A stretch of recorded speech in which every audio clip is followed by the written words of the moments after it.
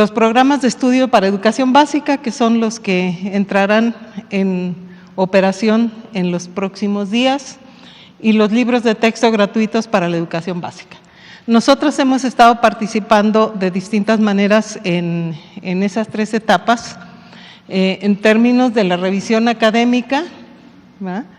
Pero también, además de la revisión académica, hemos estado trabajando en el intercambio con docentes e investigadores que formaron parte de los equipos de innovadores que produjeron tanto los planes y programas de estudio como los libros de texto gratuito, y que de alguna manera son quienes han tenido en sus manos el diseño total de los materiales, contando con el apoyo de la comunidad de humanidades, ciencias y tecnologías, que está aglutinada desde hace muchos años en términos de trabajos de investigación en torno al Consejo Nacional de Ciencia y Tecnología.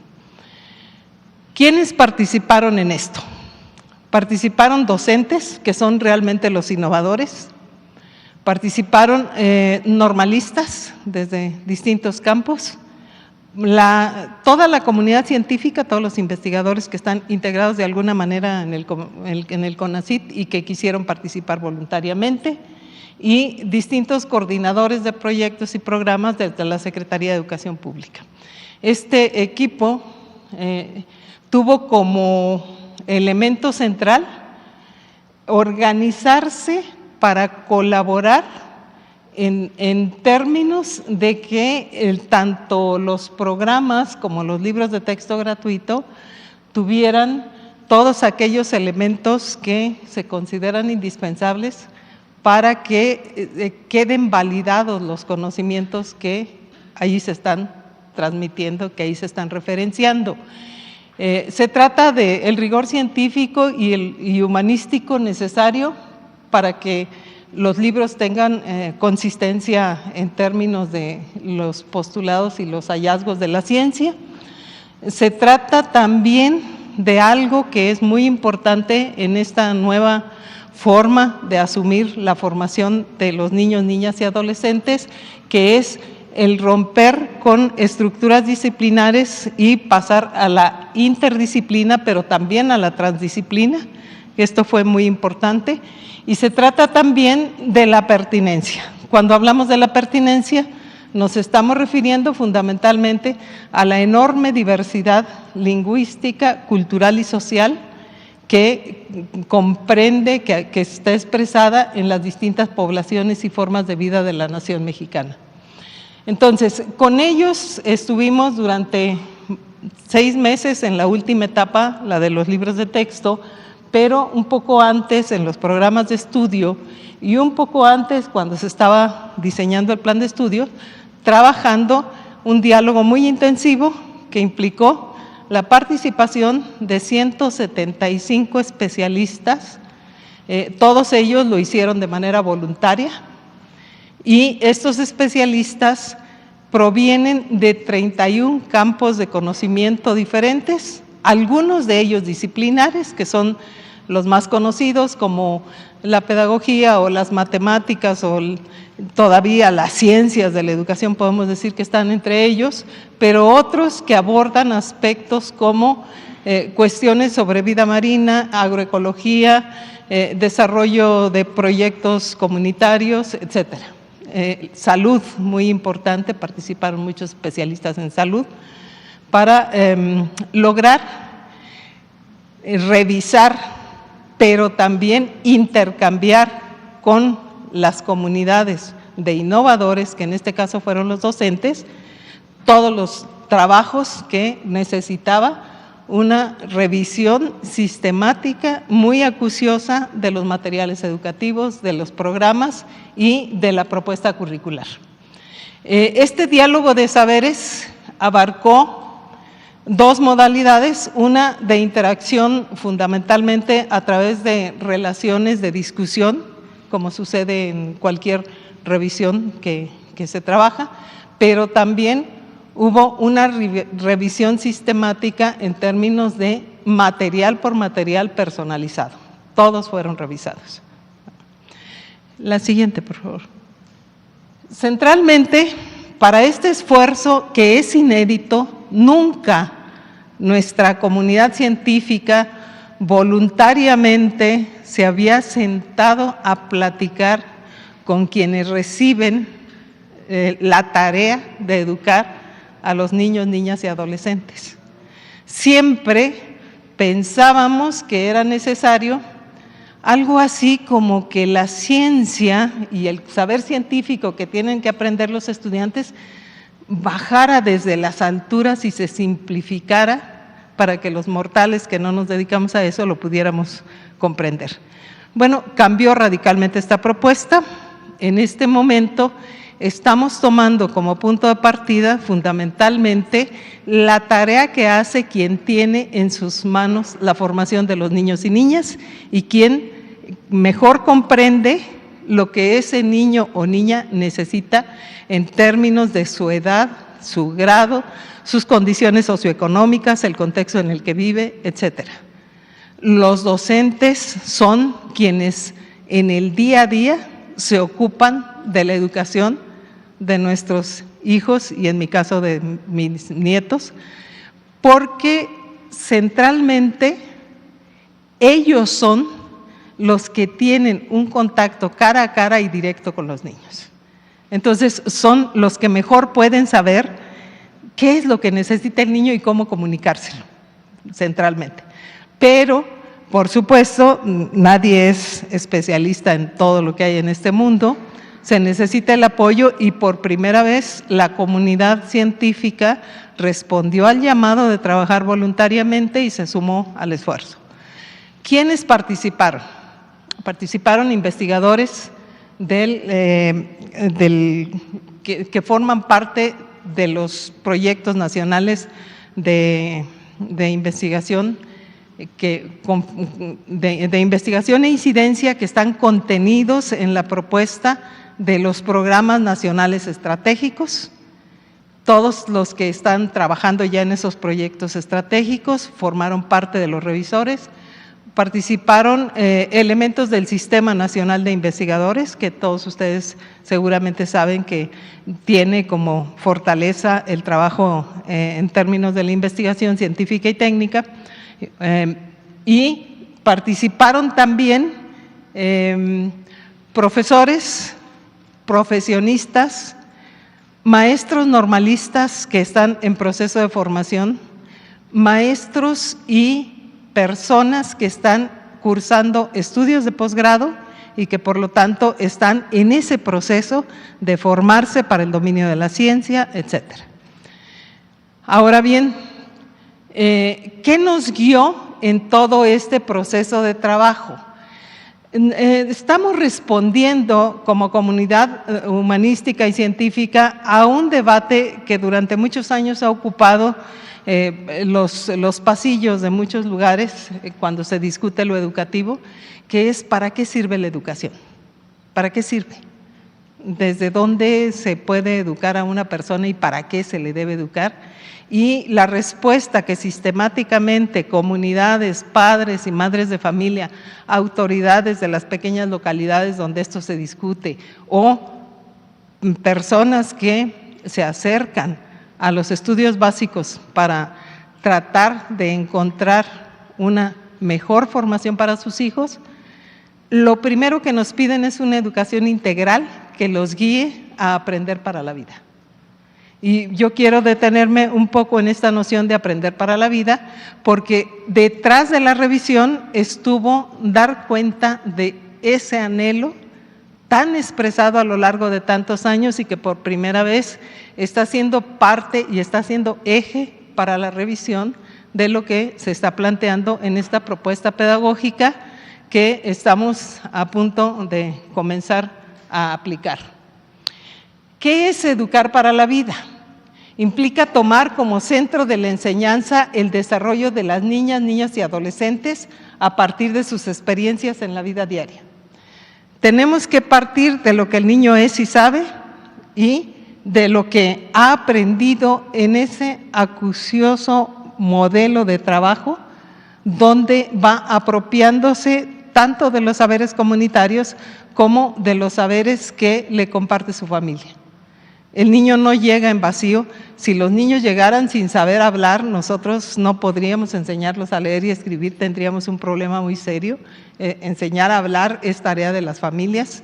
El desarrollar las capacidades básicas de socialización es tarea de las familias. Entonces los niños ya llegan con todo un acervo valoral de conocimientos y simbólico, que es lo que fortalece su propia formación. El aprendizaje de las niñas, niños y adolescentes depende siempre de considerar las situaciones cotidianas. Los niños y niñas en ese momento están pensando apenas en qué quieren ser de grandes.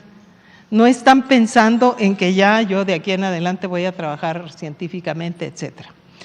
Dependen también esto de educar para la vida, de enlazar los conocimientos producidos en la vida cotidiana con los procesos de producción de conocimiento científico, es decir, de buscar un diálogo entre lo que la persona, el niño sabe, sus conocimientos y saberes, y el conocimiento que está siendo producido y que es patrimonio de la nación mexicana por la comunidad humanística y científica del país. En nuestras sociedades, estos aspectos implican el dominio de herramientas que permitan a los niños, niñas y adolescentes solucionar problemas e interrogantes que surgen en la vida diaria, porque allí es donde surge la inquietud de formarse como científico, y también interrogantes que tienen que ver con desarrollar el pensamiento crítico y la autonomía para resolver problemas ahorita, pero también, y muy importante, a lo largo de su vida adulta. No se trata de que de pronto el niño memorice y sepa algo y tenga un concepto abstracto de algo y de pronto pues ya pasó el examen y ya lo olvidó, ya lo perdió en su cabeza. Responder a las interrogantes del niño cuando le planteamos un conocimiento donde nos dice qué, por qué, para qué voy a aprender eso. ¿Qué voy a aprender? ¿Por qué lo voy a aprender y para qué? Esto exige que la vigilancia de los materiales, de los programas y de la propuesta pedagógica tenga que ver con dar significado a lo que se aprende en la escuela y en la familia a partir del conocimiento que ya poseen los niños, niñas y adolescentes. Pero también fomentar que las y los estudiantes, al realizar actividades escolares y al entrar en contacto con los materiales educativos, desarrollen los procesos y habilidades necesarias para aprender. Esto no lo vemos, esto no es susceptible de mostrarse en un examen, pero está allí cada vez que el niño contesta una pregunta o cada vez que se propone un proyecto o cada vez que inicia un proceso de innovación. En términos generales, el docente por su parte tiene que contribuir con la contextualización y se revisó muy cuidadosamente ese proceso de contextualización. La contextualización la entendemos como el puente entre los contenidos escolares y el día a día de las y los alumnos, buscando asociarlos a experiencias personales, sociales y culturales. No se trata de ejercitar la memoria, repito nuevamente, y tener un montón de conceptos en la cabeza que no sé para qué sirven. Nos hemos encontrado en el día a día con los estudiantes que logran aprenderse con mucho esfuerzo las tablas de multiplicar, pero que finalmente cuando la mamá les dice durante 4 días te voy a dar 8 pesos, ¿cuánto te voy a dar? No saben de qué les están hablando, porque la traducción de lo que memoricé a cómo lo uso en la vida diaria no es automática y eso hay que cuidarlo muchísimo en el proceso de enseñanza-aprendizaje para poder estar formando al niño, la niña, el adolescente, de manera que pueda responder a las presiones, a los procesos y a las demandas que su vida ciudadana le implica. El contexto también abarca el espacio en el que se realizan sus actividades y ponen en juego las redes de significados en las que de por sí está inserto el niño, para reconocer y compartir con las personas en ese espacio lo que da sentido a las relaciones familiares y comunitarias que establecen. Todos los que trabajamos en educación sabemos que en muchas comunidades el niño pequeño, la niña, el adolescente que va a la secundaria son los letrados de la familia y son los que apoyan a la familia en la interpretación de comunicados, de cartas, en hacer recados, en hacer, etcétera, en todo eso que los adultos no pudieron desarrollar adecuadamente a lo largo de la vida. Pero eso solamente sucede cuando el niño y la niña le encuentra sentido a lo que ya aprendió. Entonces, para sintetizar y cerrar mi participación, les comento que estamos en una tarea un poco compleja en la cual los conocimientos pertenecen a campos conceptuales. Estos campos conceptuales son desarrollados por investigadores en nuestro país.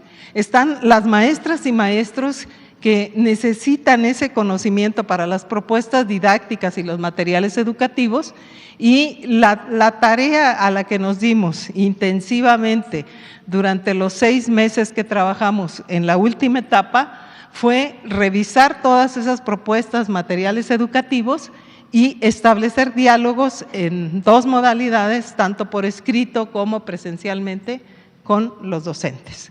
Esa fue la participación del Programa Nacional de Educación del Consejo Nacional de Ciencia, Tecnología y Humanidades. Muchas gracias. Gracias. Ángel Díaz Barriga, por favor. Gracias, maestro. Buenas tardes.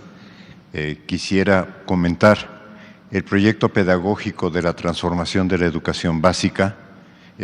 Me estoy dirigiendo a estudiantes, a madres, a padres, a tutores, maestros, al público en general.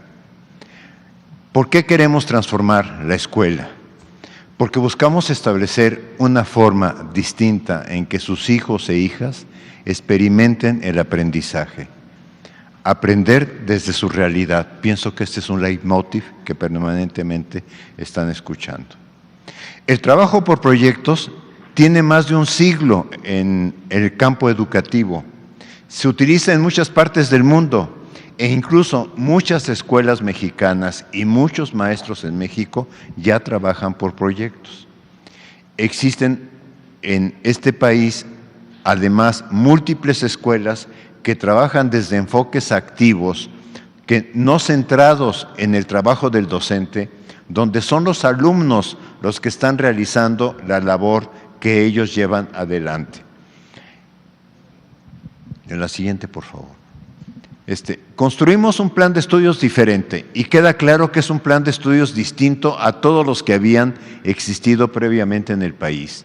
Tiene integración entre plan de estudios, entre campos formativos, pero también integración entre plan, programas, codiseño desde una perspectiva didáctica. Reconoce al docente como un profesional que toma decisiones y que a él le compete. Es el único que puede decir, con este grupo se puede trabajar de esta manera. Buscamos vincular la escuela con la comunidad y su territorio por una razón, porque el niño que va a la escuela de la Colonia del Valle aquí no tiene las condiciones igual que el niño que va a Iztapalapa. Solo para colocar Ciudad de México y no colocar la diversidad del territorio nacional. Respeta el derecho de niños, niñas y adolescentes de tener una educación para la vida. Es el proyecto, y yo pienso que esto es importante, es el proyecto probablemente más discutido en los últimos años. Todo cambio genera controversias y en eso estamos claros. Hay una controversia que este cambio provoca, pero lo que tenemos que tener en cuenta es no perder de vista que nuestro objetivo es crear condiciones y condiciones diferentes para el aprendizaje de los niños y las niñas de este país. La siguiente, por favor. ¿Cuáles son los principios didácticos? Los principios didácticos que construyen esto es: los alumnos y todos aprendemos a través de múltiples interacciones.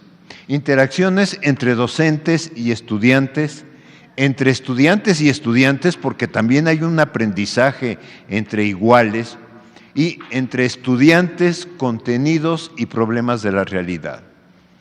Todo aprendizaje requiere esfuerzo, o sea, no se aprende estando sentado nada más admirando el mundo, no. requiere un esfuerzo, lo que no significa que los maestros tengamos que crearles dificultades extra al alumno, pero también, junto con el esfuerzo, se requiere obtener una satisfacción personal y colectiva, de decir, avancé, aunque sea avancé un paso, pero avancé. Los estudiantes necesitan experimentar el éxito. Este es un tema muy importante en el debate pedagógico y que me parece que no hemos tomado conciencia suficientemente los maestros.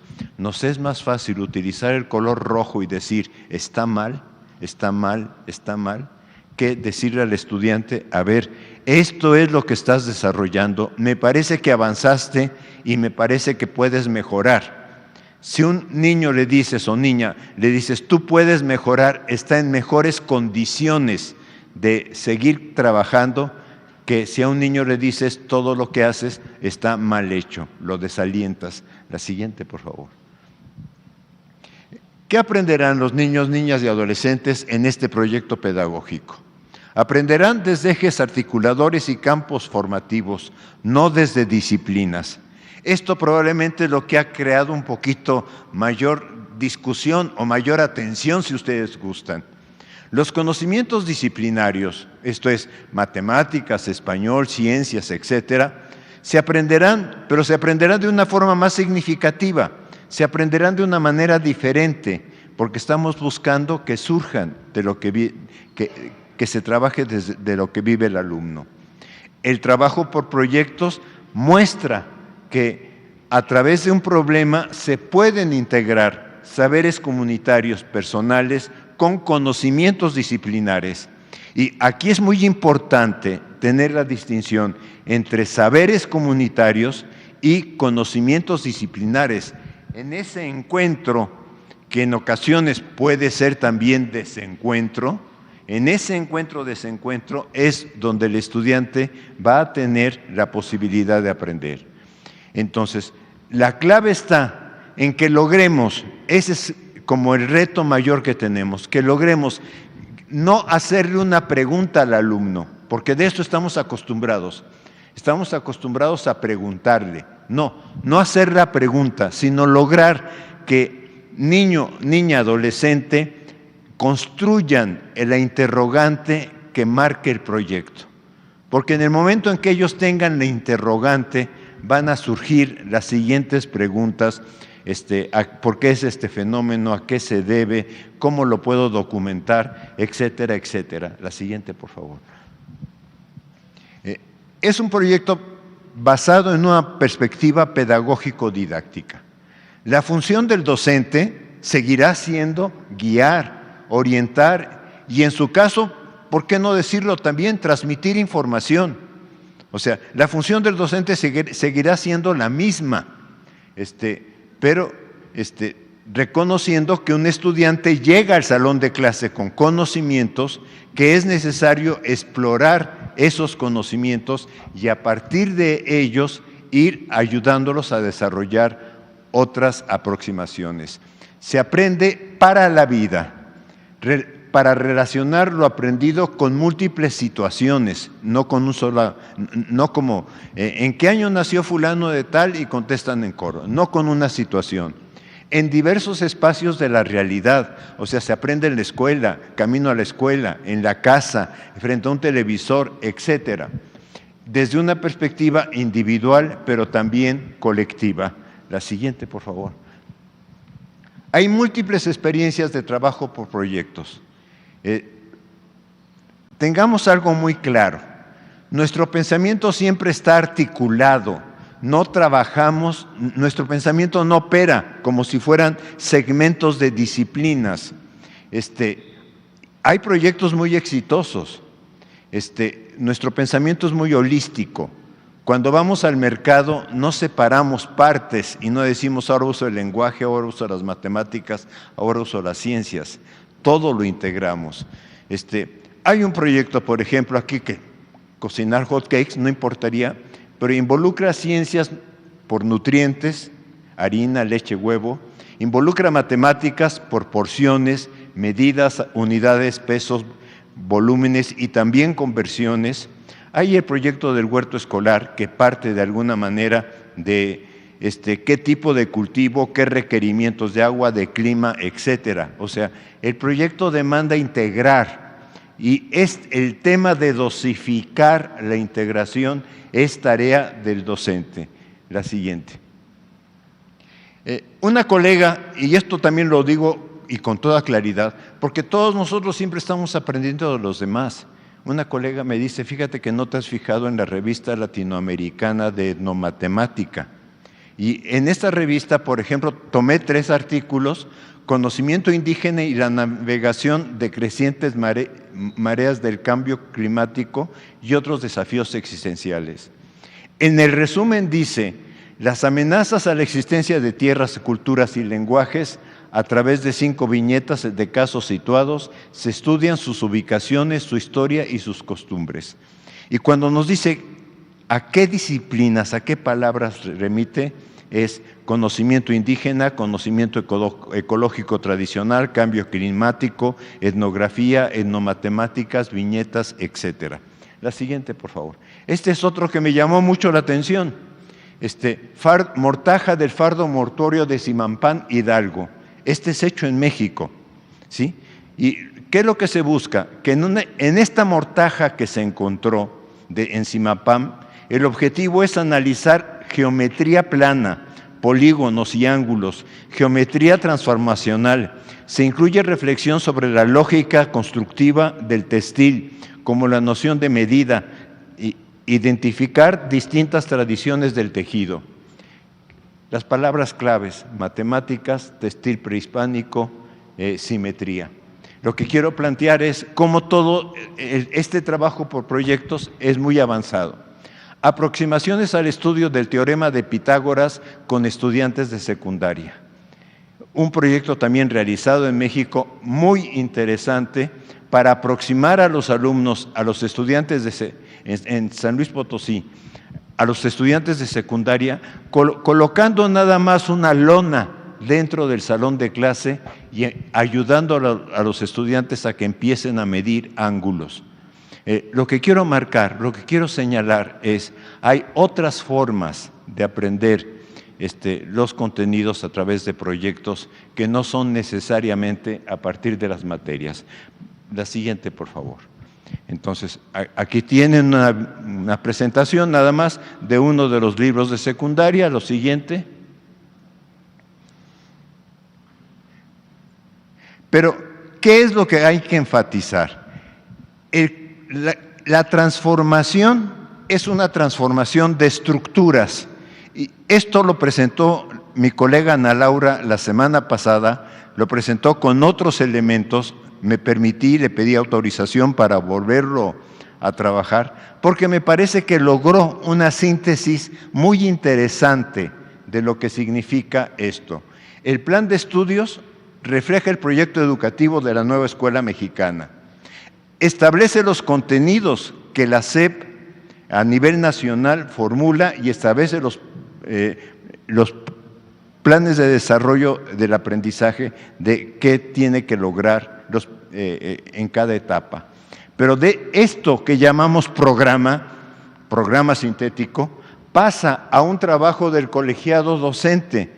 Ocupa más espacio, porque de alguna forma implica, de alguna manera, el trabajo del codiseño curricular a partir de analizar esto y adecuarlo a las condiciones de su escuela, a su contexto, pensando en problemas significativos de la comunidad. Pero implica revisar los contenidos que están acá para hacer adecuaciones, incluso incluir algo que consideren relevante definiendo el proyecto escolar. De aquí pasa la planeación didáctica, donde es el docente el responsable de organizar esta tarea. Algo muy importante, es el docente que en esta organización didáctica define las herramientas. Las herramientas son herramientas, no son soluciones. Esto es, el que en un taller mecánico haya 15 desarmadores o 20 para abrir estas tuercas, no significa que ya el taller mecánico resuelva los problemas. Entonces, aquí puede haber libros de proyectos de nuestros saberes, de múltiples lenguajes, los que existan en las bibliotecas, los que los alumnos puedan realizar a través de entrevista con la comunidad, etcétera. O sea, la planeación didáctica no cambia, la realiza el docente. El uso de estas herramientas es completamente diferente en cada caso. La siguiente, por favor. Entonces, queremos decirles, buscamos que sus hijos tengan conocimientos básicos para la vida, para su desarrollo y para resolver algunos problemas. Esperamos que expresen argumentos, que escuchen, que busquen diversas fuentes de información, que reconozcan que siempre se puede aprender y que esta es una tarea que dura toda la vida. Promovemos que el aprendizaje parta de la realidad que viven, que integren saberes y conocimientos en aproximaciones inter y multidisciplinarias. Y sobre todo, algo que es fundamental para nosotros, que disfruten la etapa de su vida escolar. Esto es, que vayan a la escuela con alegría, que vayan contentos. Gracias. Gracias. Maestro Juan Manuel, por favor. Muy buenas tardes. Soy el maestro Juan Manuel Tapia Díaz, orgulloso maestro michoacano. El día de hoy ya hemos escuchado bastante sobre toda la construcción de este proyecto educativo. Gracias a la maestra, al doctor, a la secretaria de Educación. En este caso, tenemos una propuesta de qué aprenden las niñas y los niños en este proyecto, en esta propuesta educativa. Ya más allá de campos formativos, ejes articuladores, las finalidades o especificidades, como docentes, maestras y maestros, padre familia, niñas y niños, ¿qué es lo que pretendemos que se desarrolle al término de cada una de las fases y grados en la educación primaria, en la educación secundaria, en todo este sistema educativo nacional, que es, como lo mencionan ya mis colegas, una educación para la vida. No es una educación que se quede plasmada, que se quede estática, sino es una educación que va a migrar de las aulas, de las escuelas, a la utilización en la vida real, en el entorno para transformarlo. Proseguimos, por favor. Dice, primero, tenemos que identificar varias preguntas que nos preguntamos con este nuevo modelo educativo. ¿Qué? ¿Cómo? ¿Para qué? ¿Cómo? ¿Cuándo? El de los aprendizajes, en este caso, ¿qué van a aprender las niñas, los niños, los adolescentes con este nuevo modelo educativo? Desde mi perspectiva como docente, con congruencia con el proyecto educativo, las niñas van a aprender a leer, a escribir, a comprender y redactar, porque eso es una actividad natural, es una actividad social, que el niño desde el primer grado de primaria llega a la escuela y es capaz de desarrollar ciertas habilidades, ciertas capacidades de lectura y escritura, como inferir títulos, leer imágenes entre líneas, poder relatar, argumentar, compartir con sus compañeros, poder modificar de forma verbal una historia, alguna imagen, y de esta manera construir la lectura, está construyéndola. Podríamos decir que el niño no lee y escribe de forma tradicional, pero está construyendo, está desarrollando su pensamiento, está desarrollando su creatividad, sus acciones. Al compartirlo con otros, esa es una escritura, esa es una lectura, porque lo socializa y después, conforme pasan los grados escolares, el niño adquiere la sintaxis, la gramática, la ortografía propia, para poder ahora manifestar de forma escrita esas ideas, esos pensamientos, esa escritura que lleva ya en su pensamiento, ya de una forma práctica, una forma gráfica en el papel, en medios digitales como las tecnologías en la computadora. Ahora bien, ¿qué van a aprender de matemáticas? Toda nuestra vida es relacionada con las matemáticas. Desde que respiro, los pasos que doy, desde que camino a mi escuela, todo es una interpretación matemática. Es por eso que este proyecto educativo maneja las matemáticas en una situación contextualizada. El niño, desde que parte de su casa a la escuela, está realizando matemáticas, va contando las flores que se encuentran en el camino, también se encuentra una o dos personas que saluda, va contando las nubes en el cielo, va también platicando con su mamá, y de de esa manera está desarrollando ciertas situaciones, ciertas habilidades matemáticas como la suma, la resta, la interpretación, el manejo del croquis de su casa a la escuela, y son habilidades matemáticas que se van a desarrollar ya no de forma fragmentada. Eso sí es necesario que entendamos. Ahora es de una forma integral, a través de proyectos didácticos, maestras, maestros, padre, familia, niñas y niños, se va a desarrollar para que de esa manera, también de una forma didáctica, lúdica y también divertida, puedan aprender todos estos contenidos que antes eran aislados, eran disciplinares y que a veces podemos referirnos a las matemáticas como aburridas o como una cuestión metódica. Ahora el niño pueda disfrutarlas, pueda vivirlas y decir: amo mi clase de matemáticas, amo este proyecto porque integra todos los conocimientos que voy a utilizar para la vida. Después tenemos los conocimientos de qué va a aprender sobre el cuerpo humano, la salud y la motricidad. Todos somos un ser humano que está formado por diferentes sistemas, por diferentes órganos, que está relacionado con nuestra salud, con nuestros hábitos alimenticios. Así que el niño y la niña va a aprender todo eso que está relacionado para que pueda cuidar su salud, para que pueda manifestarlo con otros, para que pueda compartirlo con su compañera, con su compañero, con su papá, con su mamá, con sus tíos, abuelos, con toda la comunidad. Y de esa manera pueda crear de manera integral. Posiblemente si hay un problema de obesidad, de mala alimentación, puedan crear soluciones creativas que se geste desde los niños, que los niños sean partícipes de la comunidad, identifiquen estas problemáticas y ellos puedan proponerlas, articulen un proyecto, por ejemplo, retomo el huerto escolar para mejorar la alimentación, o que también conozcan las medidas de la activación física, el deporte, para que también contribuyan a su salud. También tenemos a cuidar su medio ambiente. El niño es parte de una familia, es parte de una escuela, es parte de un estado o localidad, es parte de México. Así que tiene que reconocerla, tiene que respetarla, tiene libertades, tiene derechos, pero también responsabilidades con su medio ambiente. A través de los proyectos podemos también trabajar para que el niño reconozca que si no se hace algo oportuno, este medio ambiente que tenemos puede acabar. Tenemos también el de organizar la información. ¿Qué aprenden los niños? Los niños desde educación primaria, desde educación preescolar, todo su nivel, aprenden a organizar información en diferentes medidas. Desde que les decimos cuántas pelotas hay en el patio escolar, el niño empieza a organizar información. Tal vez no la pueda demostrar gráficamente, pero ya la está estructurando. Está diciendo, hay 4 o 5 pelotas y él está organizando. Ahora, ¿de cuántos colores hay? Está creando una tabla estadística, una comparación. Ahora, por favor, vamos a compararla. Si tienes 3 compañeritos, ¿de cuántas pelotas les va a tocar? Está organizando, está también aquí vinculando las matemáticas, está de alguna manera estructurando por medio oral un contenido, un desarrollo, para después también poderlo migrar a una cuestión ya escrita, una cuestión digital con las tecnologías de la información y la comunicación. También una fundamental parte es el trabajo en equipo. El trabajo colaborativo es lo más importante que este proyecto educativo apuesta. Aprendemos a través del otro, aprendemos interactuando, aprendemos platicando. En este espacio que nosotros estamos desarrollando, estamos haciendo un intercambio de ideas. Aunque sea de forma pasiva, yo vierto ideas que después se contrastan, se mejoran, se producen. Así lo hacen los niños en la escuela. El maestro propone alguna actividad, algún contenido, los niños participan porque los niños son activos. Este proyecto dice, el niño debe participar, debe dejar la silla, debe dejar la butaca, debe participar, moverse en el aula, interactuar con sus compañeros, lanzar preguntas, debatir, investigar, para que él gestione, él cree este conocimiento.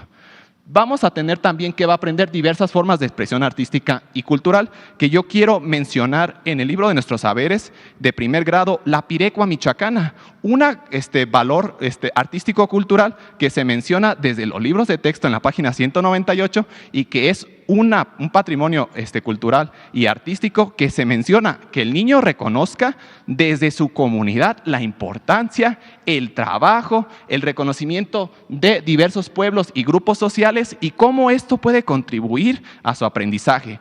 Que valoremos este respeto, esta libertad, para que podamos construir conocimientos, podamos construir saberes y podamos desarrollar este proyecto pedagógico. La siguiente, por favor. ¿Cómo lo van a aprender? Ya vimos el qué, ahora vamos con el cómo.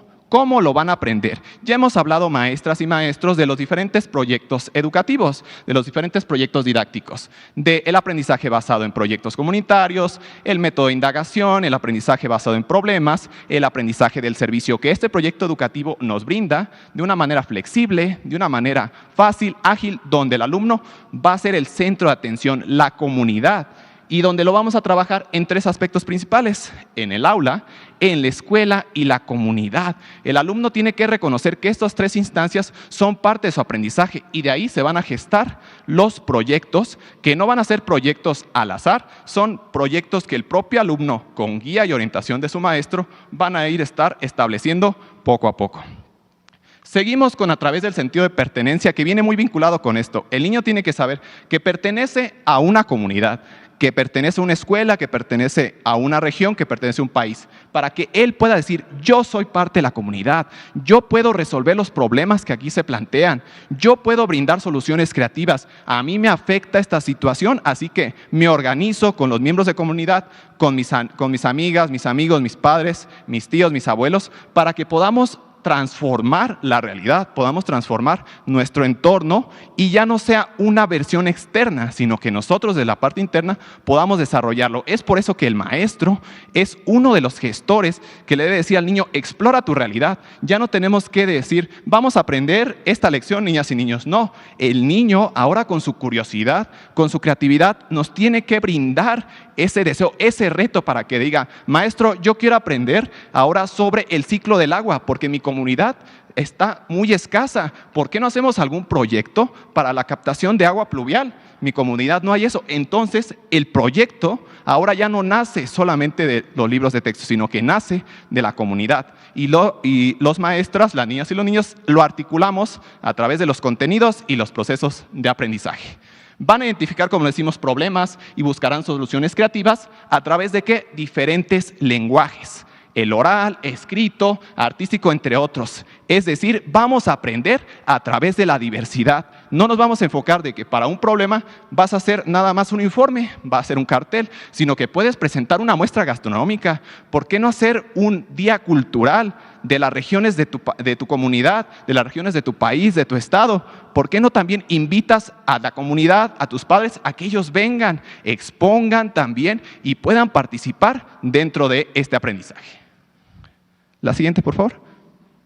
Ahora, de manera concreta, aquí tenemos algunos de los procesos de aprendizaje. Solo son algunos ejemplos de lo que se está aprendiendo. Ya dijimos el qué, el cómo, el para qué de este proyecto educativo. Tenemos primeramente el uso de diversas estrategias. No va a haber un único camino en los diferentes campos formativos, en los diferentes contenidos para llegar a un mismo objetivo. Debemos promover la creatividad. Debemos reflexionar y producir textos escritos de diferentes índoles, como la carta, el ensayo, la leyenda, el poema, las adivinanzas, los chistes, dependiendo del contenido, dependiendo del proyecto que se esté trabajando. Vamos a comprobar y argumentar. Los alumnos van a realizar esas investigaciones, van a platicar con sus compañeras, con sus compañeros, van a debatir, van a reconstruir, van a destruir esas ideas y otra vez nuevamente a construirlas, porque a través de esa socialización van a argumentar y van a desarrollar ese aprendizaje. Van a utilizar los números naturales para poder desarrollar todo tipo de proyectos didácticos, van a exponer y debatir ideas, van a relacionar e interpretar conceptos, saberes comunitarios, como lo decimos, que ahora la ciencia y los saberes comunitarios no están peleados. Hay que rescatar tanto el conocimiento científico, que tiene validez, con los saberes comunitarios que se articulan y que ahora nos dan una mejor visión para poder interpretar estos proyectos. Los niños y las niñas reconocen sus derechos. Dentro de los proyectos, ellos también reconocen que participan, que deben respetar al otro, que tienen igualdad, que tienen una responsabilidad social. Ahora con su comunidad van a realizar un proyecto como el del agua limpia, por ejemplo, para todas y todos. Tiene una responsabilidad social, porque ahora ellos reconocen que son partícipes y si están realizando este proyecto no van a llegar a su casa ahora a tirar el agua o a desperdiciarla. Si es una problemática que se presenta en la comunidad. Moldean y resuelven problemas, ya lo dijimos, de la cuestión matemática, también cuestiones de problemas sociales, etc. Van a usar tablas y gráficas, como lo dijimos, usan operaciones básicas en todo. Desde que va a la tiendita, realiza una operación básica para poder comprar algún producto. Cuando su madre le entrega también algún dinero para que realice algún mandado, alguna actividad, también ahí está realizando operaciones básicas. Y que nosotros como docentes tenemos que articularlas en los proyectos para que no solamente se quede el algoritmo, que nosotros como docentes digamos, aquí está el algoritmo de la suma y la resta. Tiene estos elementos, sumandos, tiene un resultado, pero ahora, ¿cuál es su funcionalidad? ¿Cuál es ese principio social? ¿Cómo lo voy a utilizar en la vida? Que después no diga, por ejemplo, el ejemplo que nos presentó el doctor Díaz Barriga, que nos dijo de la multiplicación, si les doy durante tantos días 8 pesos, ¿cuántos vas a tener a los 4 días? Y que solamente interprete que son 8 por 4, pero que no le dé esa función social. Va a explorar y construir, va a emplear lenguajes artísticos, como ya lo expusimos, que va a tener que buscar la diversidad de su comunidad, de todo México, de su estado, de su localidad. Va a recolectar, registrar, leer y comunicar información, porque el conocimiento, los saberes no deben quedarse plasmados en la escuela, deben romper fronteras, deben ir más allá, que tengan un impacto social. Y cuando nosotros como maestras y maestros, en apoyo con los padres de familia, logramos que estos proyectos impacten verdaderamente en la comunidad, es cuando podemos decir, ahora sí, estamos educando para la vida. Estos proyectos migraron, no solamente presentamos productos o evidencias en la escuela, sino que tienen un impacto más allá. Valoramos la diversidad, ya dijimos, educar en la diversidad para poder promover los valores fundamentales que este proyecto menciona. Interpretamos mapas y diagramas que son básicos, que ya los vimos también. Establecemos acuerdos y reglas de convivencia para la cultura de la paz. Una parte es importante desde la educación primaria.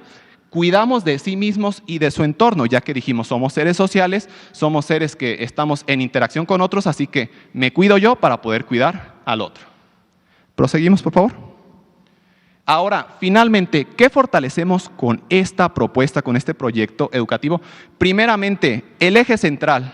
Reconocemos los valores de la solidaridad, el respeto y la honestidad a través de todos los días. ¿Cómo vamos a representar la honestidad?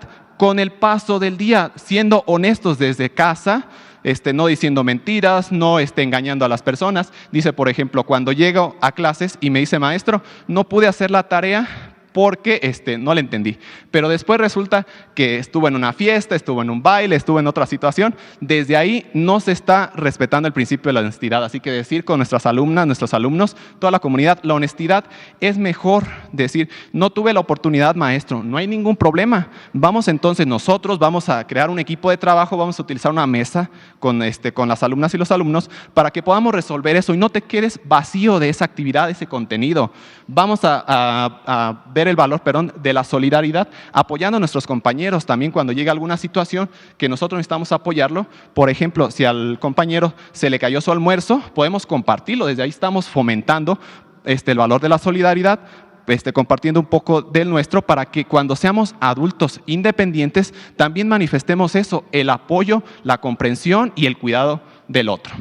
Tenemos también, ya decíamos, el respeto, que también el respeto por las personas, por la naturaleza. A partir de esto, vamos a poder fortalecer el conocimiento sobre las ciencias, los saberes comunitarios, las emociones, el arte y la cultura. Vamos a aprender a aprender. Tal vez es un concepto que ya hemos utilizado bastante de los años 90, Jacques Delors, pero que ahora este proyecto educativo rescata la autonomía del alumno, de la alumna, que el alumno ahora reconozca a través de los proyectos didácticos, que los construya desde su inicio. Vamos a realizar este proyecto, ya lo nombramos. ¿Qué actividades vamos a realizar? Vamos a realizar nuestro cronograma de actividades, vamos a delegar responsabilidades. ¿Qué tiempo lo vamos a hacer? ¿Cuándo lo vamos a entregar? ¿Cuándo lo vamos a presentar a la comunidad? Todo eso es el aprender a aprender. Los niños y las niñas son responsables de su aprendizaje. Ellos mismos dicen la guía, las pautas para poder promover ese aprendizaje. Ellos mismos lo evalúan. Si vamos a hacer este proyecto, ¿por qué no realizamos una encuesta a los participantes para que vean cómo fue nuestro desempeño, cómo fue nuestro trabajo? ¿Por qué no nuestros padres también vienen y colaboran y nos dan su opinión? ¿Qué nos falta? Expertos también en el tema para que de esa manera podamos desarrollarlo. Los niños están gestando, están desarrollando esas habilidades. Valoran su entorno, como ya lo hemos mencionado, para su transformación social y se reconocen como integrantes de su comunidad. Eje, aquí nada más hay que mencionarlo, la comunidad, porque son seres críticos, desarrollan su pensamiento, tienen participación y tienen la oportunidad de desarrollar todo eso en comunidad, en colectivo, para apreciar y valorar la diversidad. Por favor, la siguiente.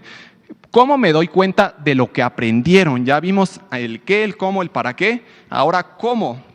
Hay diferentes estrategias, diferentes formas para podernos darnos cuenta de que los alumnas y los alumnos están aprendiendo.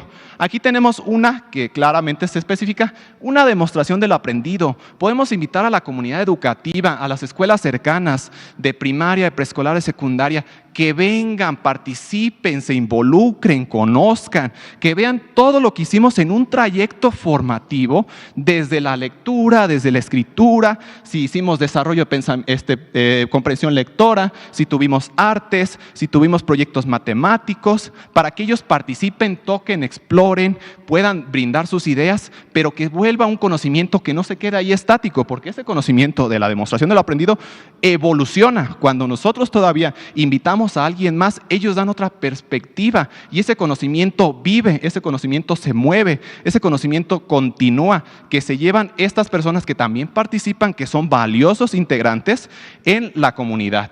Y donde además tenemos en el aula, para poderlo especificar un poquito más, los ejercicios en el pizarrón, que día con día los estamos haciendo, el cuaderno del aula, el repaso y ejercicios en clase, las preguntas y cuestionarios y el diálogo en clase. Son solamente algunos de los insumos que como docente podemos utilizar, maestras y maestros, para poder valorar ahora qué vamos a aprender con este proyecto formativo.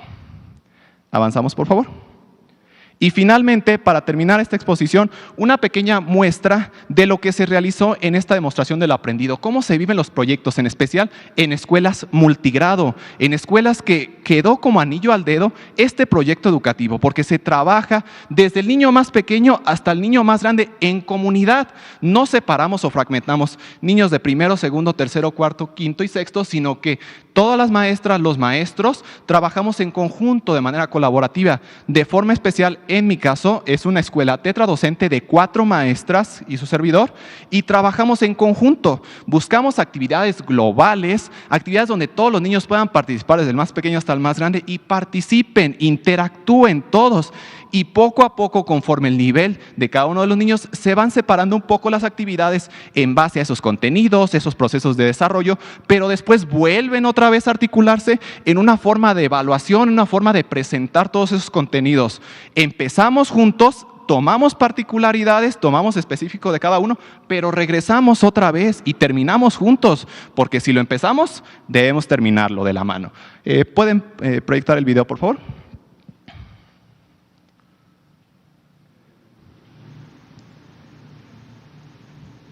Nada más es necesario que lo reproduzca, por favor. Tiene aquí una forma de reproducirlo. No sé si se pueda. Si no, se los narro, no se preocupen.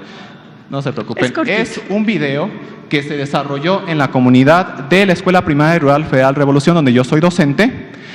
A base de proyectos, trabajamos proyectos didácticos, donde las madres y padres de familia y comunidad pudieron participar como les comentaba, de una fase o grado donde integramos todos estos campos formativos, donde entregamos todos los ejes articuladores, donde entregamos todos los contenidos y procesos de aprendizaje en esta escuela multigrado. Los niños y las niñas presentaron diferentes cuestiones, desde la lectura, análisis de textos literarios, crearon obras artísticas, integraron la ciencia con las fases de la luna, desarrollaron volúmenes y cuerpos geométricos, también el arte y la expresión artística, después acá un poco más de papiroflexia, por acá al fondo también más distribución del color, el arte, las expresiones artísticas, y todo eso fue en colectivo a través de un proyecto que se gestó en la escuela por las alumnas, por los alumnos, por las madres de familia, donde decíamos lo más importante era mi comunidad. Así que todo partió del proyecto de mi comunidad, que lo titulamos Mi Comunidad. Soy parte de ella y del resto de México. Y de ahí se fueron gestando todos estos proyectos que se van separando, pero de uno articulador, porque ahora uno de los grandes problemas, como aquí lo tenemos, es que cómo vamos a articular todo este proceso. Vean aquí, a través de un solo proyecto articulador van gestándose otros para desarrollarlos, como la expresión artística, como aquí tenemos el desarrollo también de la cuestión plástica, la convivencia, el desarrollo de las matemáticas, que aquí lo podemos ver los cuerpos geométricos, la escritura y la lectura, que se manifestaron a través de diferentes expresiones, diferentes poemas, y también la cuestión social. Así que a través de un solo proyecto podemos articular un sinfín de contenidos y procesos, que ahora es uno de los grandes problemáticas. Maestra y maestro, ¿tengo que hacer un proyecto de cada uno de los contenidos? No, tiene que crear su creatividad, tiene que desarrollar las actividades en conjunto con las niñas y los niños, con los padres de familia, para que a través de proyectos integradores podamos articular todos estos procesos de aprendizaje, todos estos contenidos, y podamos hacer algo real, algo tangible, algo que se manifieste dentro de la comunidad. Pues les agradezco, de mi parte, sería todo. Muchas gracias. Gracias, maestro Juan Manuel. A quienes nos están viendo, nos están escuchando, les decir que el proyecto educativo, la propuesta educativa que tiene la Nueva Escuela Mexicana es una propuesta profundamente humanista, con bases científicas sólidas, construida para el bienestar de niñas, niños y adolescentes. Madres de familia, tengan por seguro que sus hijos, padres de familia, tengan por seguro que sus hijas tendrán los conocimientos necesarios y, muy importante, los valores que se requieren para continuar con su carrera profesional y, sobre todo, para la vida. Esto es lo que hemos estado explicándoles durante estos días. Antes de darle la palabra a ustedes, quisiera comentar dos pequeñas cosas. Una tiene que ver con que hubo, lo dijimos desde el principio, muchos diálogos, muchas pláticas con muchos integrantes de las comunidades científicas, escolares y demás, pero hubo unas pláticas y diálogos que se hicieron con las comunidades indígenas y afromexicanas. Fue esto aproximadamente en el 2020, donde se estuvieron haciendo esas pláticas, qué les interesaría que estuviera más, y en este mes de agosto, se está regresando con esas comunidades a decirles: este es el resultado de los trabajos que tenemos, conozcan los libros de texto, vean de qué se trata, y es un trabajo en estos días se han tenido reuniones con más de 4.500 personas de comunidades indígenas y afromexicanas en regreso de lo que algún momento dialogamos. Muy interesante todo ese trabajo que se ha estado realizando. En estos días, a la par que estamos teniendo estas pláticas, se estaban realizando estas reuniones con estas comunidades. Y un detallito más, muy rápido.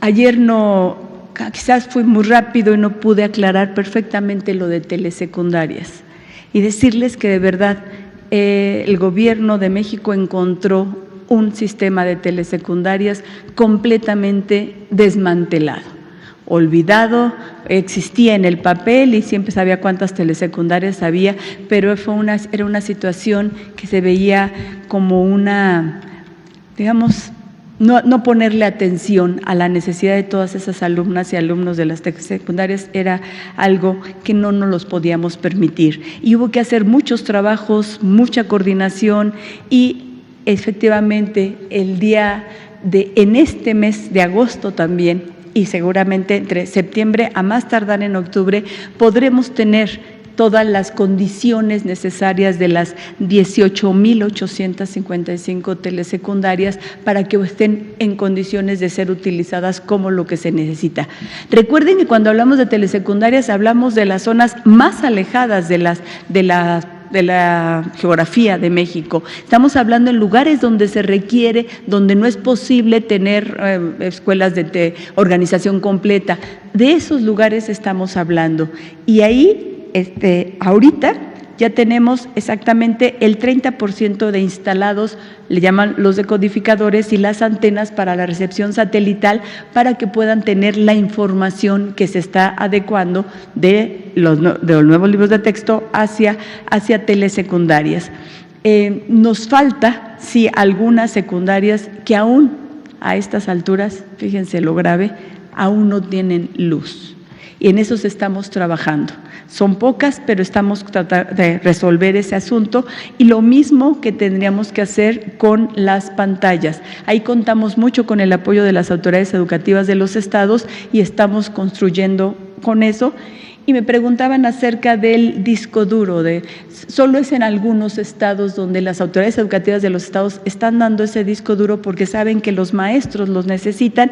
Sin embargo, lo que nosotros estamos dando es el paquete de conectividad para que puedan trabajar en mejores condiciones. Esta es una tarea que estamos desarrollando, pero aún tenemos pendiente y la vamos a concluir. Es por justicia, por justicia. El Internet, aquí estos codificadores son para las escuelas que aún sin tener Internet pueden tener la información. Por eso les decíamos, son para todas. Para las 18,000 habrá estos codificadores. En eso estamos, llevamos instalado el 30%. Las escuelas que además tengan instalado el Internet, que también se está desarrollando, podrán hacer uso de más herramientas tecnológicas. Pero esto es se llama codificador, para que puedan ellos leerlo aún. Si se necesita la pantalla y la energía eléctrica, eso sí, ¿no?